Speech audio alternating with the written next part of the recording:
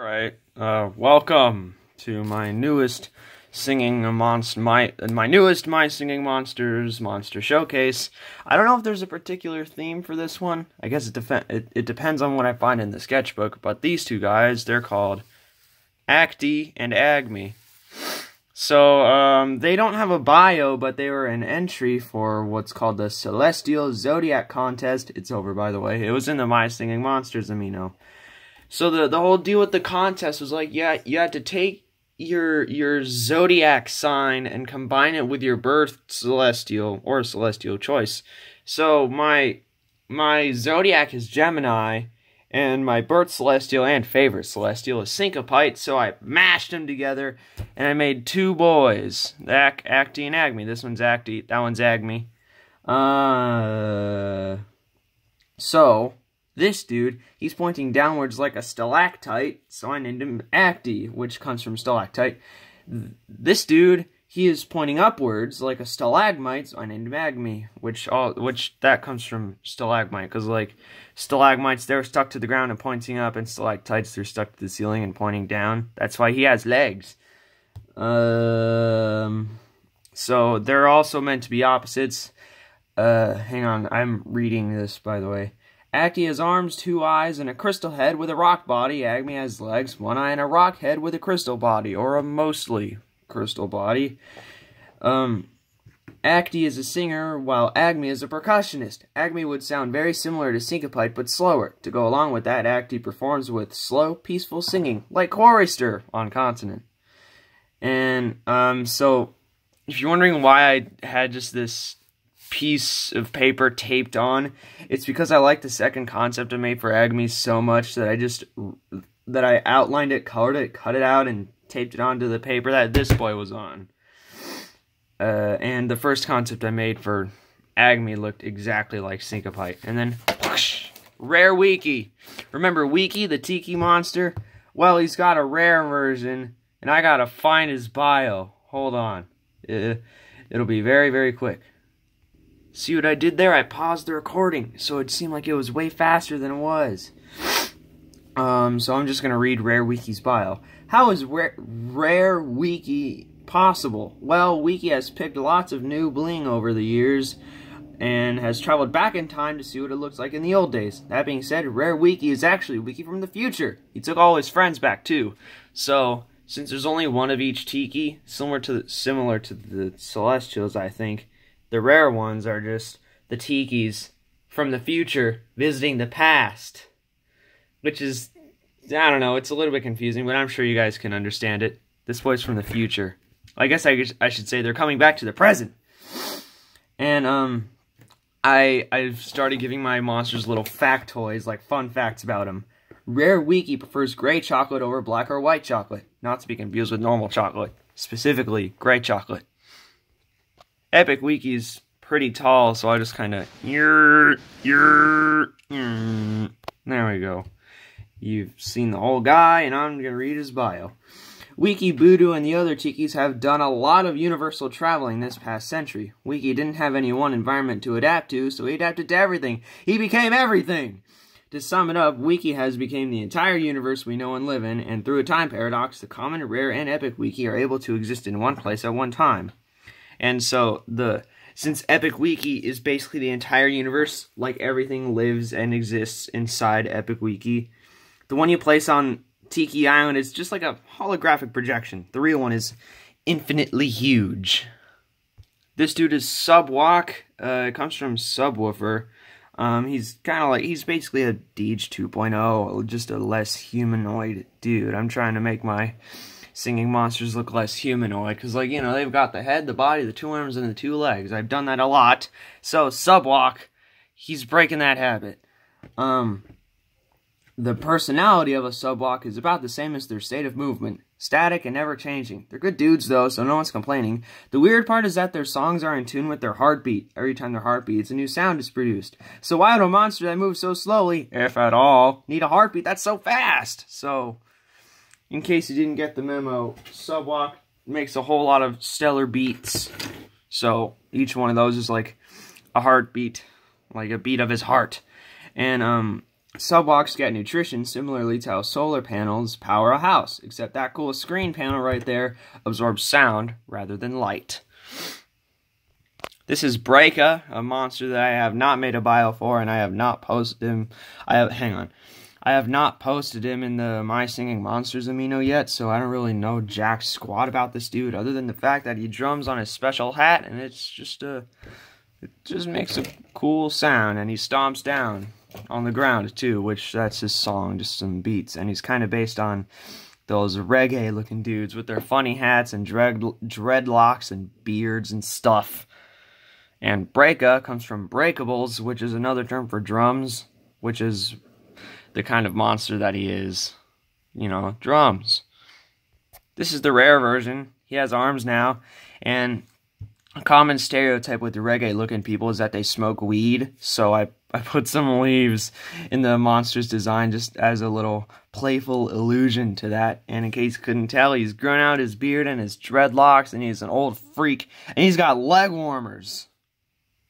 This is This is Epic Sepiopio, which is the blue squid tiki monster. And this one doesn't have a bio either. It just has legs now, and its flute tentacles. There is its arms, and it's got fingers now, and it's red, and it's got a new hat. Sepiopio probably made that hat.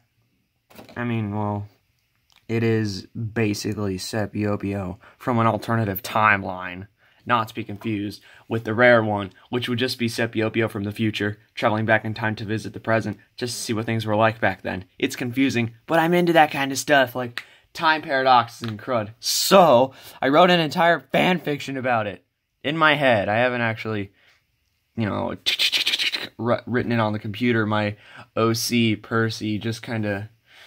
He makes a time machine, and one of his friends pushes him into it, and he gets stuck in Dawn of Fire, and one of his ancestors is going to help him get out of there. It's weird. These two dudes are Dumel and Bazzoni, which they don't have bios yet either. A lot of these guys are works in progress, but I'm just looking for monsters and showing them off right now. They're meant to be alternative single-element monsters. He's Earth, he's Plant, Dumel's actually a singer, and Bazzoni, he's a bass player, because it's like plants, they're the basis of life, so you'd think that the basis of life would be a bassist. Okay, next monster. This big handsome boy, his name is Ruzifo. He doesn't have a bio either, because I haven't posted him or written a bio, and, so he and Subwock, they're what are called liftigrals, which is my own class of monster. They don't really have any one element. They're a little bit of everything. So Ruzifo, I just decided to give him crystals, because why the heck not? And usually when I give my monsters crystals, they're like either green or blue or purple, so I'm like, screw it. This guy, he's going to have red and orange crystals, and a few reddish pinkish ones. And I was like, what color is his fur going to be, though? And I couldn't pick a color, so I just went with white, and it looks pretty good. So, I'm just sticking with that. These are the liftigrals that I've made so far. That's Ruzifo, Subwock, Ribato, which I'm still looking for, and Gruder, which I'm still looking for. This one is Mozar. He actually does have a bio, and I don't think anybody freaking likes him, because he's an old... Uncle Slug freak. Oh, it says he's a schloopy slug uncle monster because he has a weird human head. The Mozar is a peculiar specimen. It has the head of some old freak, the arms of a fung prey, the body of a mollusk. It's weird, but it works. Not all the way, though. A little Zarling has come along to help its old man play. How cute. This is a... that's a Zarling. I think it was supposed to be a baby Mozart, but that thing has legs and a horn and no nose. And I know it looks like its penis. My friend made that clear to me. You know who you are. And it's really freaking embarrassing. So this Zarling, he's not actually a singing monster. He's more on the critter side of the spectrum. And speaking of critters, my next island, it's going to be called Critter Island. And I have a comic type trailer thing made for it. It's going to be really awesome. Alright, This is one of the guys that I actually intended on showcasing. His name's Ribato. It comes from Rubato, because he's also a bass monster on a place called Spark Island. That's where all the Lifter girls live, you know, Subwock, Ruzifo, those two guys I just showed. Also, Mozar, he's also a Lifter girl. So, dude's a bass instrument. That's, for a monster with such a low pitch, Ribatos sure do fly high. They can be seen migrating to the air islands during the summer. Ribatos also have a lot on their plate. They have to fly, they have to perform, they have to worry about bumping into anyone. It's a lot, but they get by, sorry. Ribato's horns are more like protective shells than actual horns. They protect the nerve system that connects their wings to the rest of their body, which is why it's just horn, horn, horn, wing, holy crud! Because it's nerve system. These are the rare and epic Ribato designs.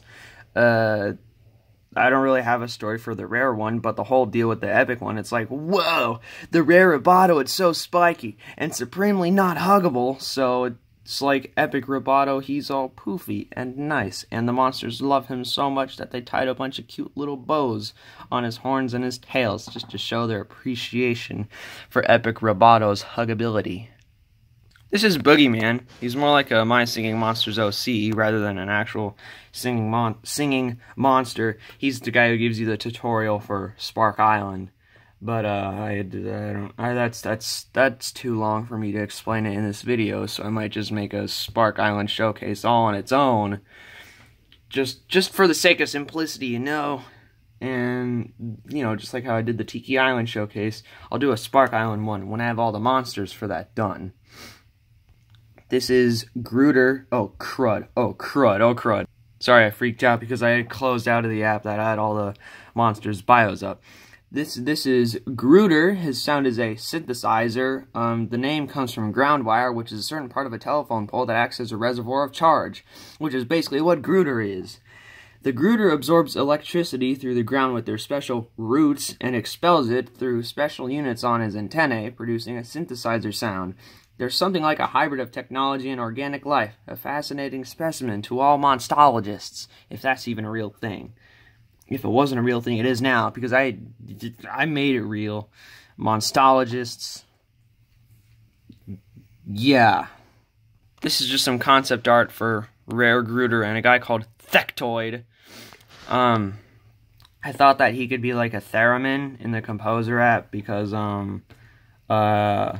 all the rare monsters have their own sounds, and the whole thing with theremins is like one antenna, if you move your hand closer or farther away from it, it'll change the pitch, and if you move your hand closer or farther away from the other antenna, it's going to control the volume. So he's like, woo, playing his antennae like a theremin, and for the second one, he doesn't have anything like that, but these two guys might move around just to, you know, keep the whole theremin motif going, but I'm probably going to stick with the arms. I'm definitely going to give him like 18 eyes or something.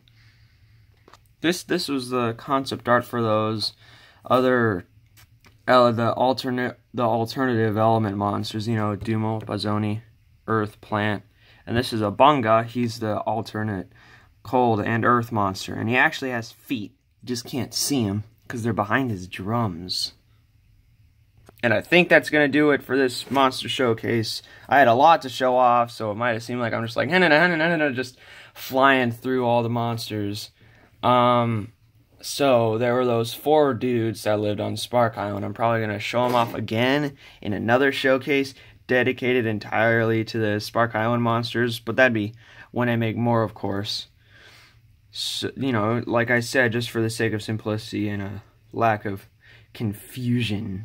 But there are some other dudes that I'm going to show off in another showcase dedicated to Critter Island, which I don't know when the heck that's going to come out, but it will. I just have to make more monsters for it, because I want to show them all off in one showcase. I don't want to make multiple ones, because I have like 6 Critter Island monsters right now. I might make like 7 more. No, 8 more. Because the whole deal is, like, on the islands, half of the monsters, they're instrumental. And what the heck? I see a spider stringing a web on my bed. So the whole deal with the MSM songs is half the monsters are singers, half are instrumental. So, 7 and 7, that's a good number, and Furcorn might be there. I don't know yet, but he might be there. Because he's in the tutorial, and the comic explains how on earth he got there, which I might record today.